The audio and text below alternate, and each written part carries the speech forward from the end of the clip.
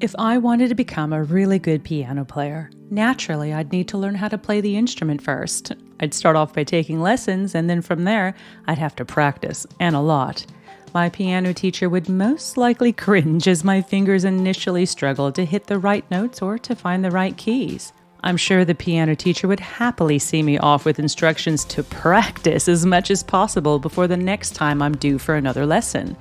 Secretly, they'd be hoping I'll improve a lot so they don't have to endure the strain that my off notes would cause them.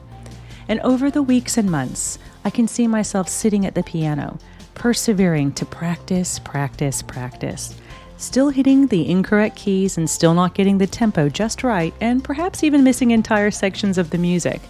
But slowly, over time, it would become more natural and easier. I'd get better, maybe have some bad days, have some incredible days, but overall, I'd get better. We'd all probably agree that if my husband passed by while I was practicing the piano, he'd maybe put his hands over his ears but think, she's practicing that piano again. Then if someone walked by my open window and heard me repeating somewhat pathetically the same song over and over again, they'd say, geez, that lady needs to practice more. And furthermore, as the student, I'd realize that I'll hit a lot of bum notes at first. I might even get frustrated, feel sorry for myself, and stop practicing for a while. But then I'd start to think about how fulfilled I'll be when I achieve my goal, which won't happen if I just throw away the challenge of practicing.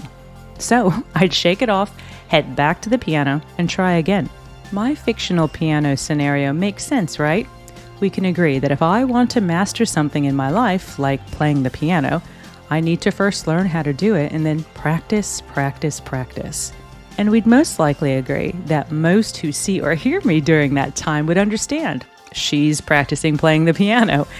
Now let's shift the focus of my imagined scenario to something else.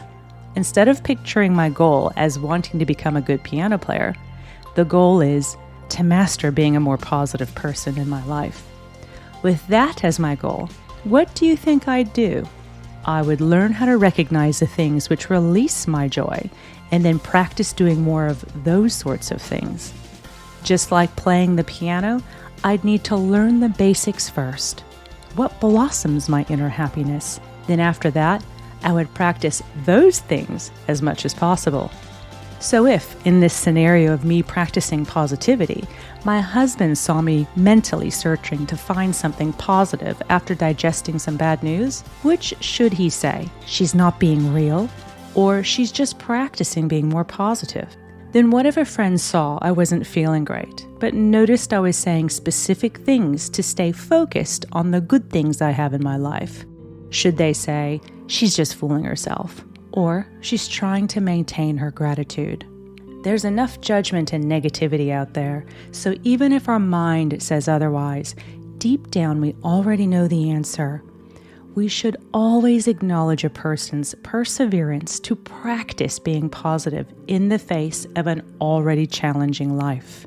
When faced with adversity of nearly every kind, we have to remember that that is our chance to practice all the things we've learned about and wish to aspire toward with positivity, inner happiness, gratitude, and joy.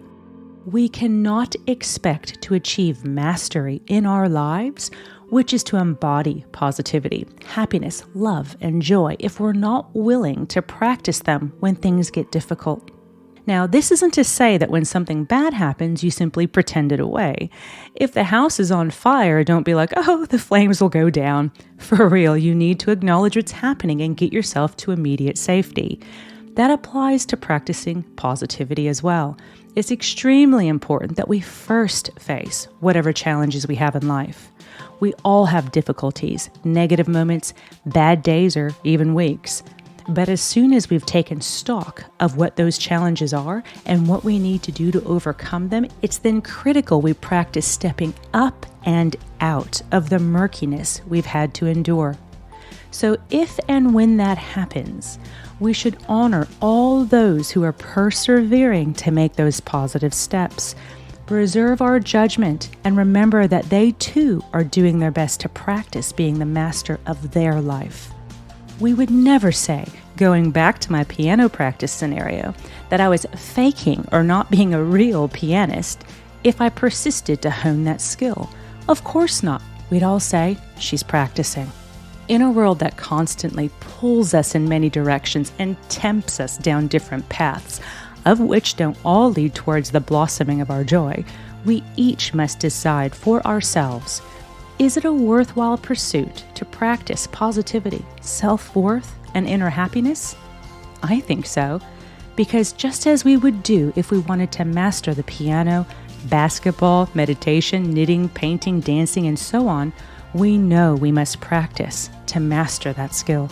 So practicing those things which help us to radiate joy is a worthwhile pursuit, because when we've practiced being positive within, acknowledging and honoring ourselves, seeing the good in ourselves and others, recognize that this too shall pass, we can then cut through the noise, the disarray, and confusion all around us.